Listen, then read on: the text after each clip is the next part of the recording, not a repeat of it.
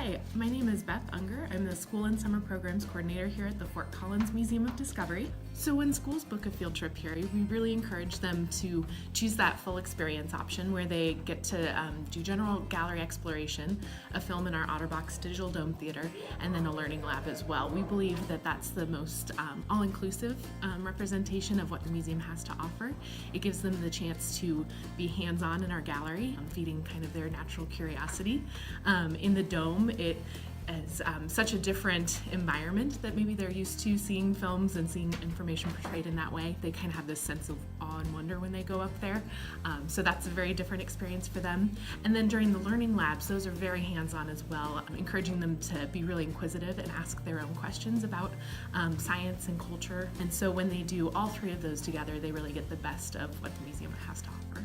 One of my favorite experiences with the learning labs is the Creatures of the Sea squid dissection, and I love it because it's something that kids maybe haven't had a whole lot of experience here in Colorado seeing squid, seeing them up close. And one afternoon we had a group come. It was a group full of girls. It was an after-school girls club, and immediately they came in the room and smelled the squid and all started getting grossed out by it, saying, "Ew, I can't believe we're doing this," and really squirmish about it. But then once we actually started talking about the squid and talking about what we were going to see, all the different parts, once we actually got into the dissection, they just turned on their scientist thinking hats and became true scientists and really got excited about what they were seeing inside the squid. At the end of the lab, the best part, I had a girl come up to me and say, "I think I want to be a doctor now. I think I'd like to do this as a career," and that was really special for me. Cost is a factor, especially for low-income schools. Schools that have 40% or over free and reduced lunch populations. And so sometimes, because they're also paying for transportation costs to even get to the field trip, even though we're able to offer additional discounts for schools with 40% or over free and reduced lunch, sometimes they aren't able to justify adding on those additional experiences.